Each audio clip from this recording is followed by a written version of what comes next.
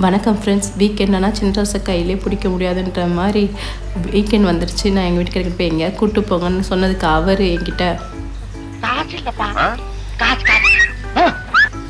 சரிங்க செலவே இல்லாமல் எங்கேயாவது கூப்பிட்டு போங்கன்னு சொன்னதுக்கு சரி சாப்பிட்டு ரெடியாக இருங்க நம்ம பீச்சுக்கு போகலான்னு சொன்னார். பார்த்தீங்கன்னா நாங்கள் வீட்டிலேருந்து கிளம்புனது 8:44 தான் கிளம்பணும். பார்த்திங்கன்னா இங்கே வின்டர் ஸ்டார்ட் ஆகிறதுனால உங்களுக்கே தெரிஞ்சிருக்கும், இங்கே எல்லாமே வந்து 9 o'clock மேலே தான் வெளியே வருவாங்க இனிமேல். அதனால் நாங்களும் போனோம். மஸ்கட்டில் நிறைய பீச்சஸ் இருந்தாலும் எனக்கு பிடிச்சது இந்த வாட்டர் ஃப்ரண்ட் பீச். பட் இங்கே பார்த்தீங்கன்னா நிறையா டைம் பார்க்கிங் கிடைக்காது. ஆனால் பார்த்தீங்கன்னா ஃபெர்லிக்கு முன்னாடி 24 hours சொல்லி ஒரு போர்ட் போட்டு ஒரு பார்க்கிங் இருக்கும்.